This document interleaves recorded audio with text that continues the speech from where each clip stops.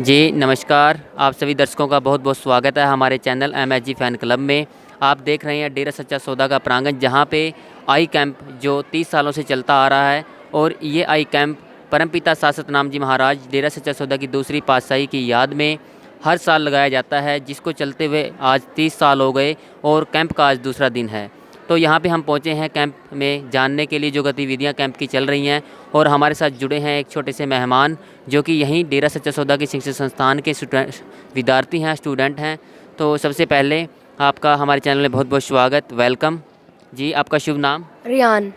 जी, रिहान जी, आप का स्कूल का जो नाम है वो बताएँ? शासत नाम जी बॉयज़ स्कूल सिरसा हरियाणा। जी, आप कौन-सी क्लास में पढ़ते हैं? I am reading 9th class. जी, जैसे कि आप यहाँ पे स्टडी करते हैं इन शिक्षण संस्थानों में और यहाँ डेरा के जो प्रांगण में आई कैंप चल रहा है, तो आपका यहाँ कैसे आना हुआ और क्या आप सेवा यहाँ पे दे रही हैं? यहाँ पर हमारे शासत नाम जी बॉयज़ स्कूल सिरसा हरियाणा में हमें सिखाते हैं।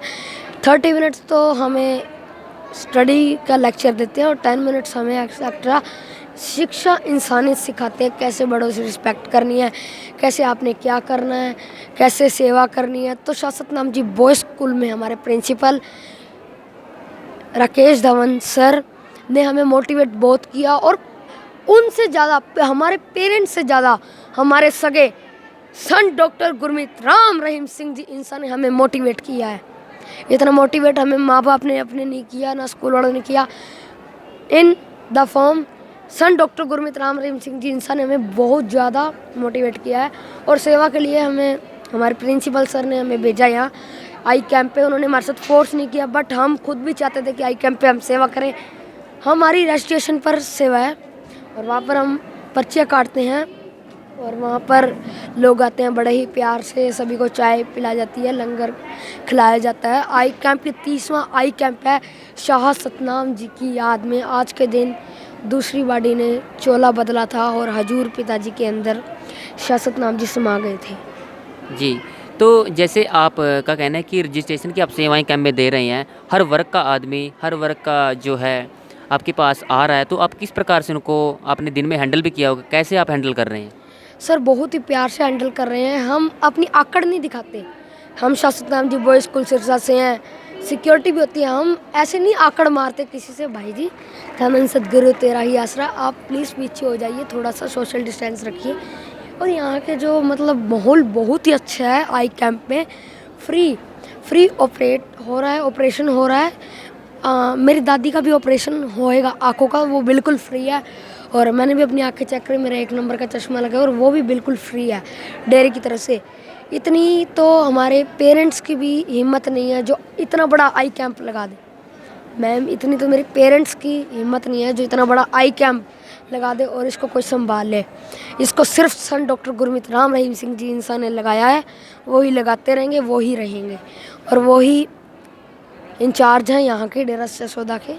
जी, अगर हम पूज्य गुरु जी की बात करें, जैसे आई कैंप है, इस आई कैंप के अंदर गरीबों को, ज़रूरतमंदों को बहुत ज़्यादा फ़ायदा मिल रहा है। इसके अलावा और बहुत से मानवता भलाई ये काम है, जहाँ से गरीबों को वो बहुत फ़ायदा मिल रहा है, समाज का भला हो रहा है। तो अगर हम इन सभी चीज़ों को देखें, पूज्य गुरु जी की बात करें इन चीज़ों को लेकर के, तो पूज्य गुरु जी अभी जेल में हैं।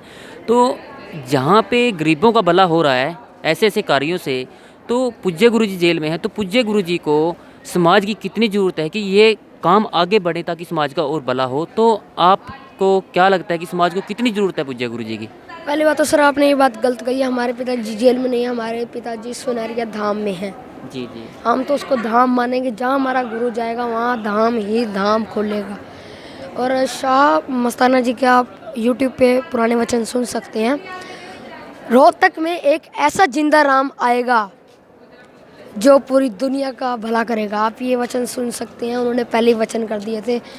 और अगर देखा जाए समाज में आज उनकी बहुत ज़रूरत है। हमारे जब पिताजी थे तब तो बहुत ही मानवता के काम होते थे, अभी बहुत हो रहे हैं। जैसे अब पिताजी ने 2-3 नए काम हमें चिट्ठी में लिख के भेजे हैं। पुलिस वालों को, डॉक्टर वालों को सल्यूट मारना, जो भी सेवादार हैं, और सभी पुलिस वालों, कोरोना वॉरियर्स, डॉक्टर्स को आपने फ्रूट, गर्मियों में ठंडा पिलाना है, और मास्क देने हैं सभी को। और मानवता के देखे जाए तो बहुत ही उन्होंने 140 काम हो गए होंगे, पहले तो 136 थे पर अब 140 काम हो गए होंगे।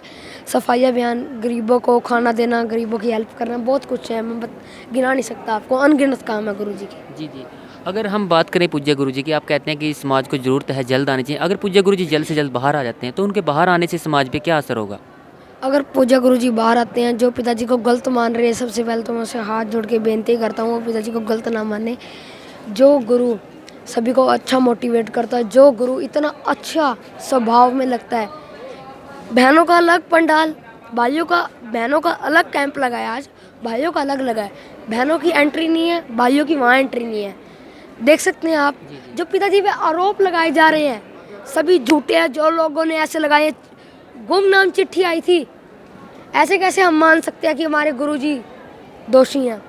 हम तो यही मानेंगे हमारे गुरुजी निर्दोषी हैं।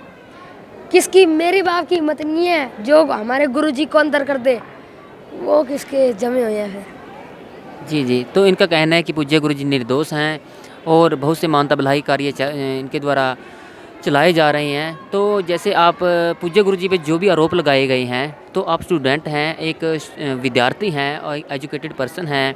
आप यहाँ पे शिक्षण संस्थानों में पढ़ भी रहे हैं। जैसे मीडिया में बाहर खबरें आती हैं कि शिक्षण संस्थानों में ये होता है, डेरे में ये होता है।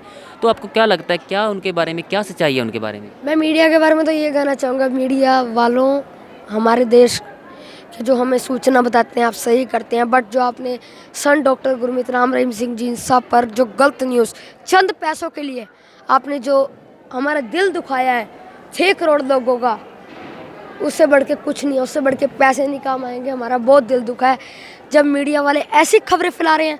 हत्याकांड मेरा गुरु कभी नहीं कर सकता। रंजीत सिंह जी की जो हत्याकांड हुई है उसमें गुरुजी का कोई हाथ नहीं है। जो ये गलत काम के बारे में आरोप लगाए जा रहे हैं, गुमनाम चिट्ठी, कोई नाम नहीं, कोई कुछ नहीं, ऐसे ही FIR दर्ज होई जा रही है, गलत है। हमारे गुरुजी ऐसा नहीं कर सकते। मैं सरकार से हाथ जोड़ के अपील करता हूँ कि हमारे गुरुजी को निर्दोष छोड़ दिया जाए। कहे तो मैं आपके पैर पड़ता हूँ, पैर पड़ने को तैयार है, माया त्याग दूंगा पर अपने गुरु को कभी नहीं त्यागूंगा। पूर्ण विश्वास है मेरे को अपने गुरु पे। धन सदगुरु तेरा ही आसरा।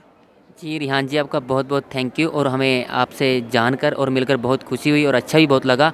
तो हमारे चैनल में आपका आने के लिए बहुत बहुत स्वागत और फिर आपसे थैंक यू, आपका दोबारा से थैंक यू, धन्यवाद। थैंक यू भैया, थैंक यू। तो आप